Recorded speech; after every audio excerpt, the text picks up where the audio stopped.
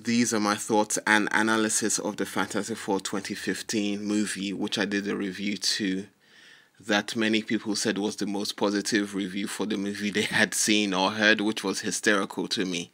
I do want to talk in detail about the movie, things I liked, things I did not like. I'm not changing my mind about it, but just so you know, this is going to be spoiler heavy. So if you've not watched it before, don't watch this now unless you don't care about spoilers. This movie is based on the Ultimate Comics interpretation of the Fantastic Four, which was created by Brian Michael Bendis and Mark Miller, which sees a younger version of the team create a teleporter which takes them to an alternative dimension in the movies known as Planet Zero, in the Ultimate Comics known as the End Zone, and in the 616 known as the Negative Zone. I find it funny that in the Ultimate Comics they are all teenagers, so like 15 to 17, but in the movies they are mid-20s. Miles Teller plays Reed Richards, who, as a young boy, wanted to be the first person to teleport themselves into an alternative dimension. And he kind of actually has a mad scientist flavor to him, like the Ultimate Comics interpretation of Mr. Fantastic or Reed Richards had. And he's befriended by Benjamin J. Grimm. Their chemistry is good, but you don't really see that much about it. He helps him, and he also becomes his best friend and helps him with the teleporter. This is well before he becomes the Thing. And they enter the teleporter in a science fair and also attract the attention of Dr. Franklin Storm and his daughter Susan Storm.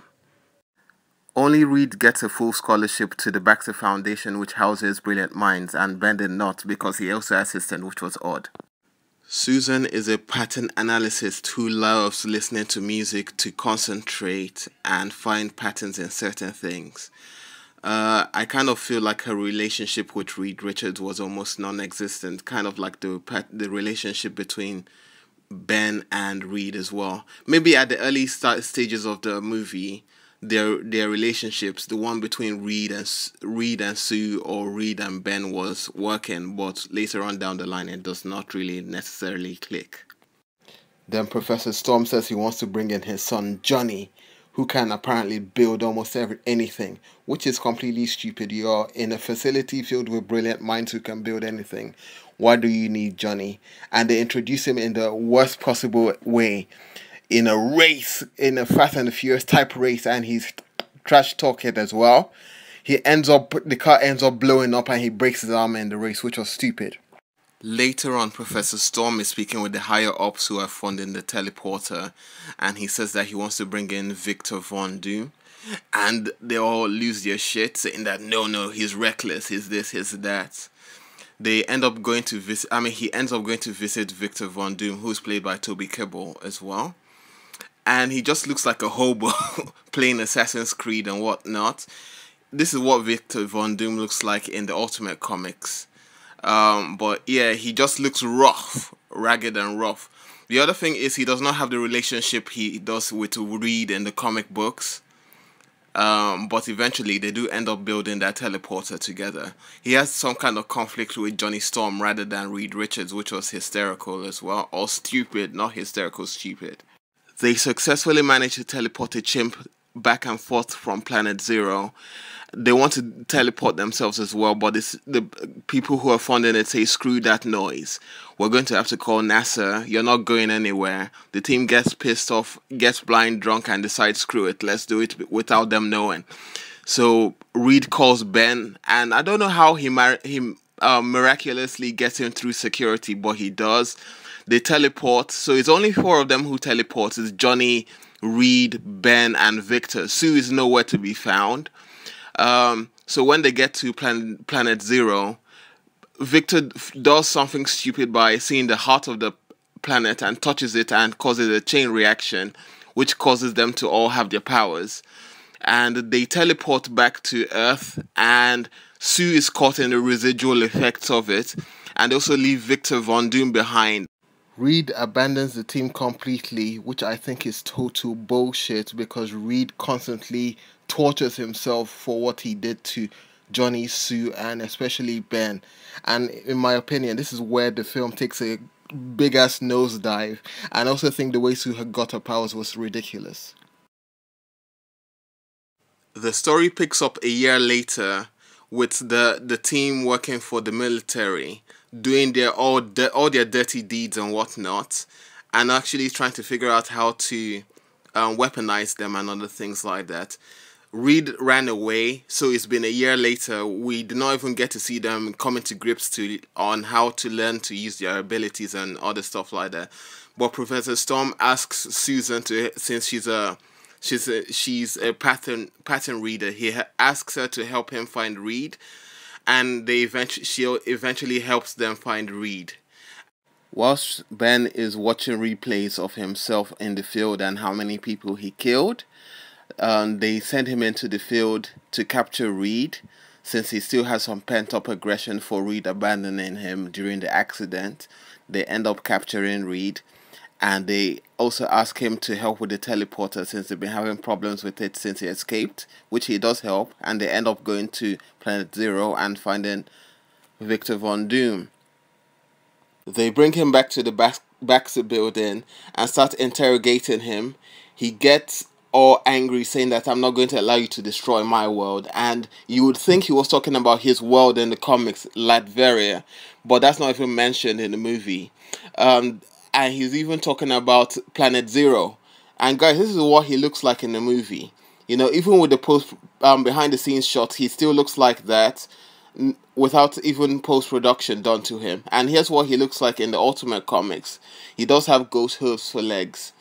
So basically, it's a quick rush to the end. Basically, the team has to band together and defeat him, which is done in all under about 10 minutes.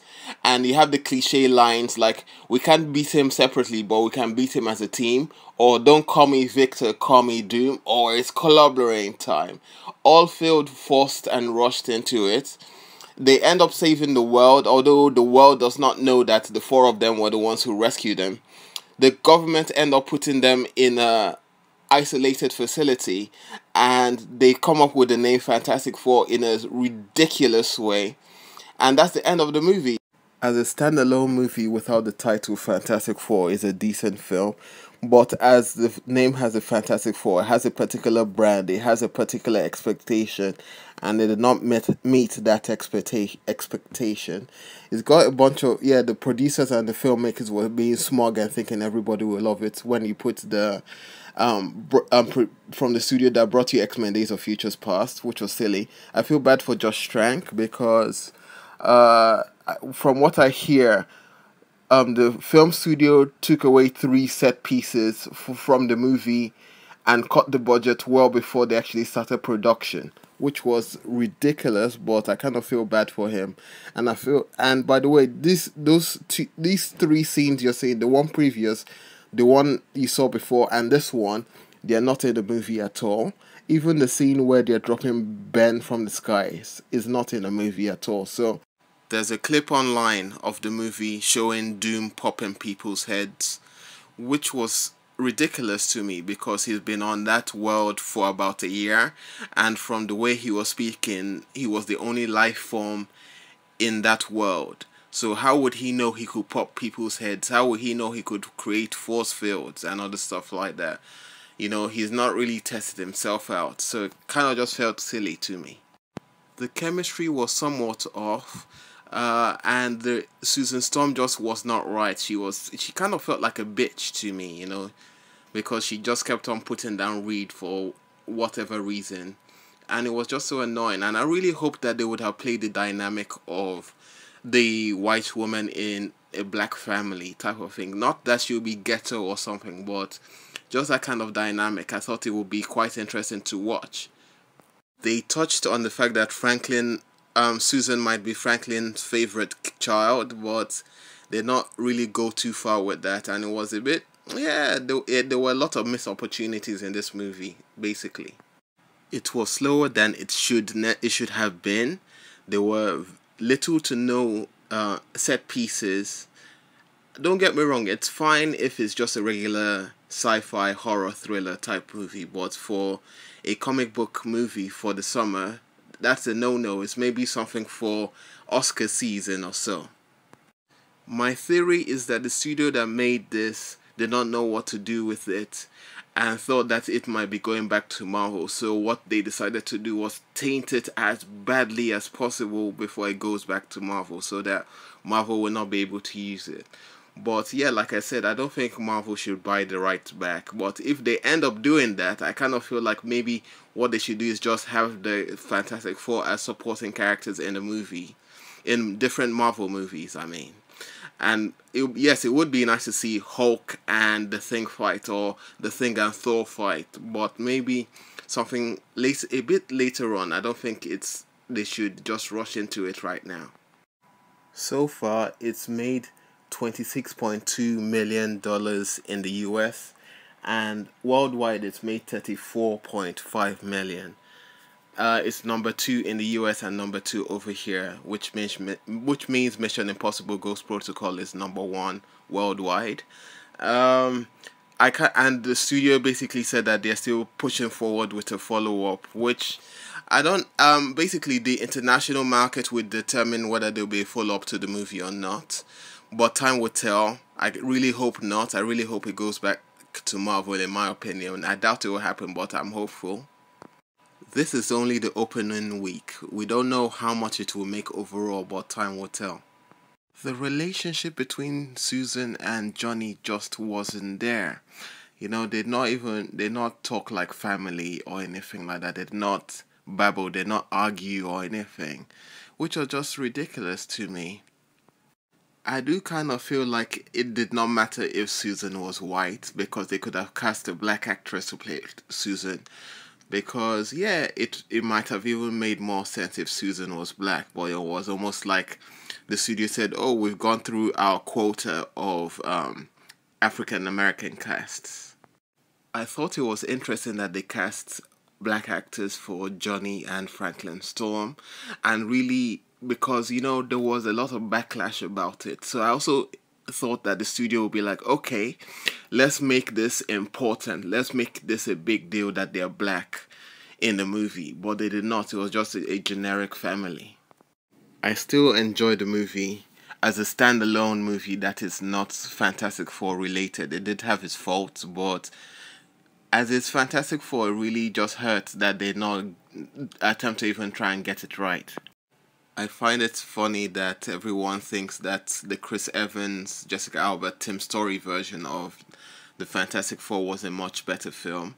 And yeah, Chris Evans must be chuckling, not gloating, but chuckling and about how he's happy that people like the movie now, or his version now.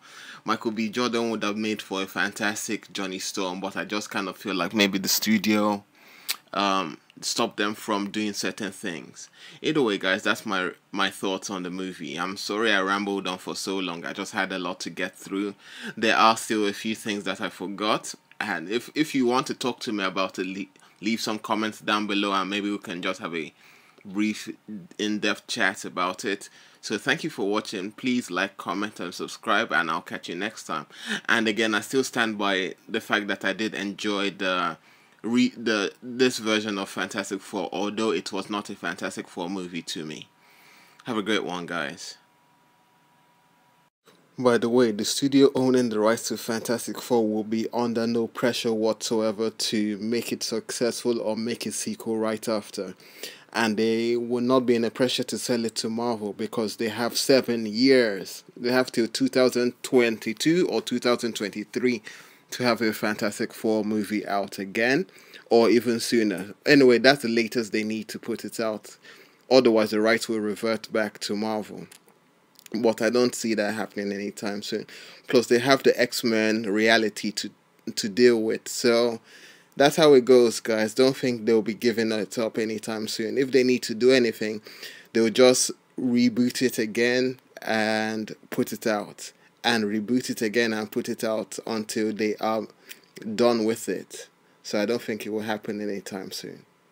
Or Disney Marvel can take them to court, but it will be on a technicality, saying that these characters are not portrayed in the way that they are in the comics. But that's just a technicality. I don't think it will work one way or another.